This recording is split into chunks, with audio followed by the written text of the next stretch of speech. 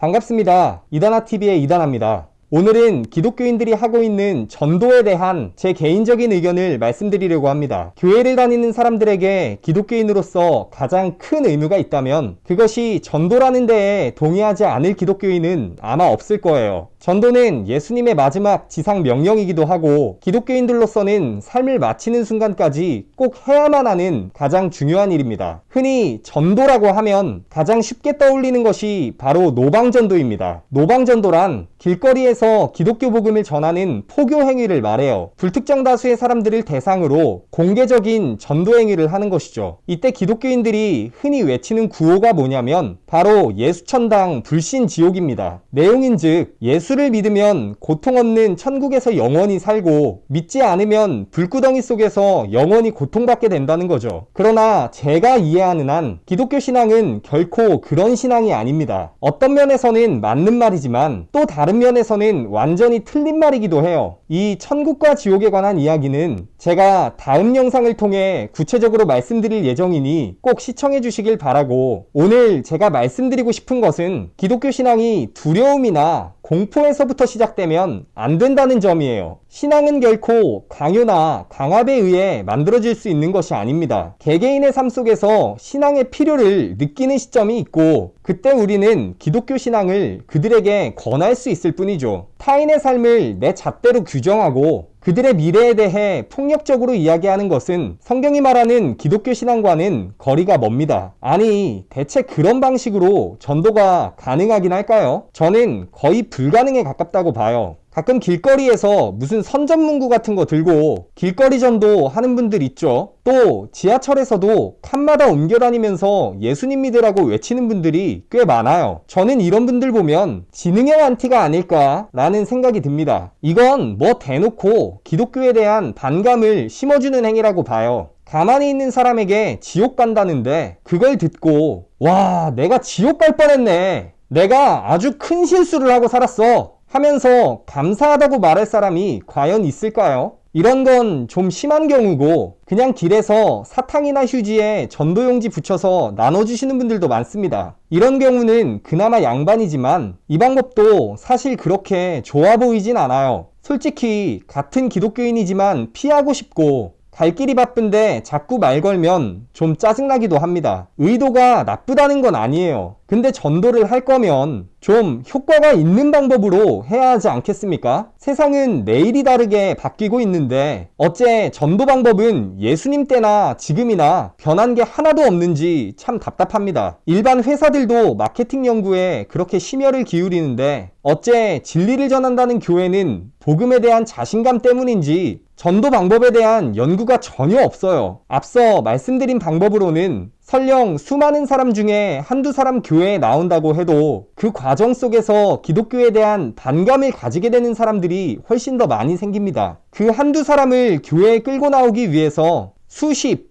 혹은 수백 배에 달하는 사람들의 마음을 닫게 하는 거죠. 효과적인 측면에서도 결코 좋은 방법이 아니라는 얘기예요. 그럼 과연 어떤 전도가 바람직한 방법일까요? 제가 생각하는 가장 이상적인 전도는 개인의 삶 속에서 자연스럽게 이루어지는 전도입니다. 전도란 결코 누군가를 논리적으로 설득하거나 굴복시킨다고 되는 문제가 아니에요. 다른 사람들이 기독교인들을 봤을 때 정말 행복해 보이고 닮고 싶어지면 굳이 말을 하지 않아도 사람들은 기독교에 관심을 갖게 됩니다. 친구가 살을 빼면 어떻게 뺐는지 물어보고 싶고 예쁜 옷을 사면 어디서 샀는지 알고 싶어지지 않나요? 마찬가지로 교회 다니는 것 때문에 정말 삶이 행복해지면 사람들은 자연스럽게 기독교인들에게 관심을 갖게 됩니다. 그럼 지금 전도가 안 되는 이유가 도대체 뭘까요? 그야 뻔하죠. 당장 내가 교회를 다니면서도 그게 그렇게 기쁘지 않기 때문입니다. 포괄적으로는 예수를 믿는 게 그리 행복하지 않기 때문이고 구체적으로는 교회 생활이 내 삶 속에서 그렇게 기쁘지 않기 때문이에요. 이게 핵심 문제인 겁니다. 영상을 시청하고 계신 목사님들이 계시면 지금 제가 드리는 말씀을 한번 깊이 생각해 보세요. 성도들이 전도를 안 하는 게 아니고 성도들 스스로가 기독교 신앙 안에서 참 행복을 누리지 못하고 있거나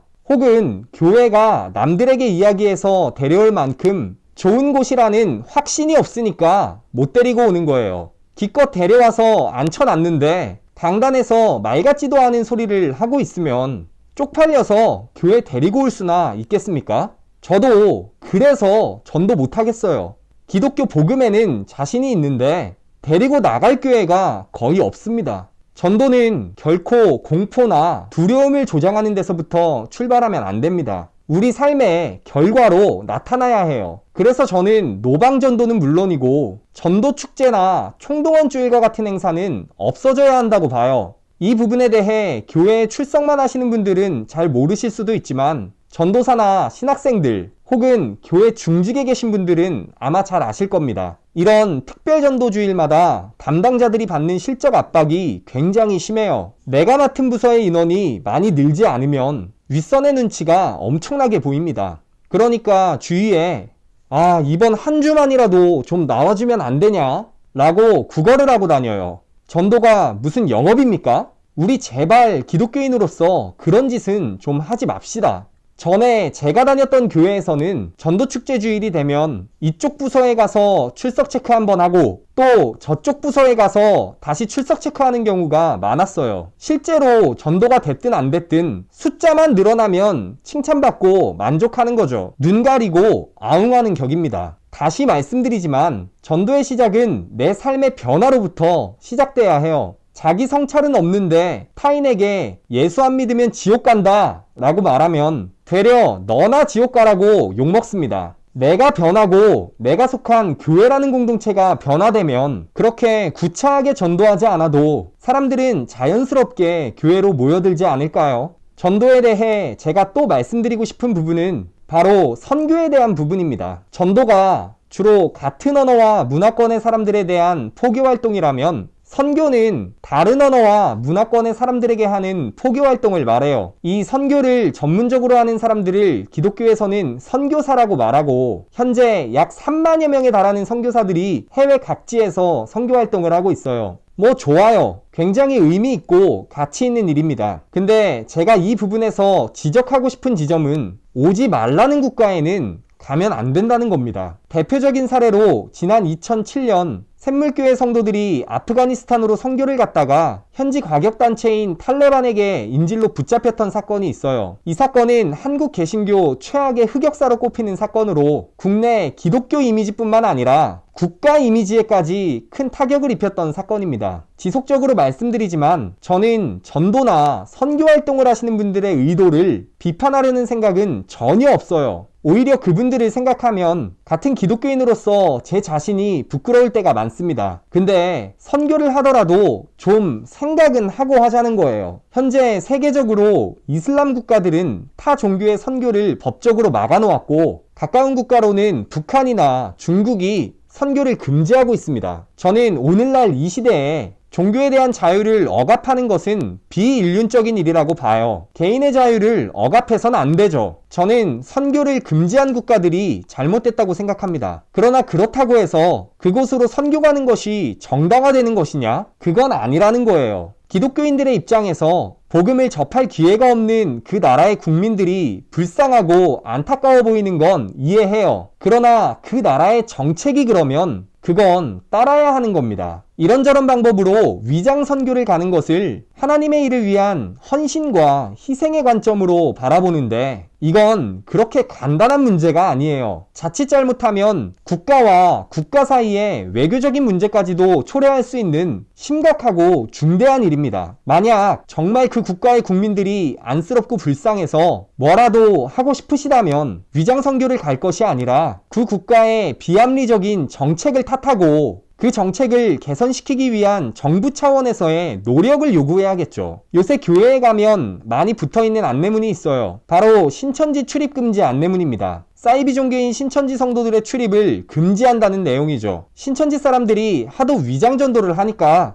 교회가 답답한 마음에 안내문을 이곳저곳에 붙여놓은 거예요. 근데 기독교인들의 외부 선교가 기독교인들이 그토록 싫어하는 신천지인들의 전도 방식과 전혀 다를 바가 없어요. 오지 말라는데 계속 오는 신천지인들 때문에 머리 아프시죠? 그럼 반대로 오지 말라는 국가에는 선교 가시면 안 되죠. 한번 반대로 생각해보세요. 그들 입장에서는 적반하장도 유분수라고 생각하지 않겠습니까? 가끔 선교가 금지된 지역에 선교를 갔다 와서 하나님의 일 때문에 세상으로부터 이런저런 핍박을 당했다고 말씀하시는 분들이 있습니다. 그런 말을 들을 때마다 저는 솔직히 말씀드리고 싶어요. 그거 불법이라서 그래요. 라고요. 법을 어겨서 받는 처벌을 하나님의 일을 하는 데서 오는 환난과 핍박이라고 해석해버리면 기독교인들은 사회로부터 점점 더 폐쇄적이고 비합리적인 집단으로 낙인 찍히게 될지도 모릅니다. 굳이 오지 말라는 곳으로 선교 가지 않아도 우리 주변에는 복음이 필요한 곳들이 굉장히 많아요. 특별히 다른 곳 볼 것 없이 여러분 자신을 돌아보세요. 이미 한 차례 말씀드렸지만 가장 본질적인 전도의 출발은 여러분 자신의 변화에 있습니다. 여러분 내면에 있는 그 배타성과 폭력성, 그리고 타인을 정죄하고 판단하는 그 습관을 내려놓는 일이 그 어떤 거창한 전도나 선교 축제보다도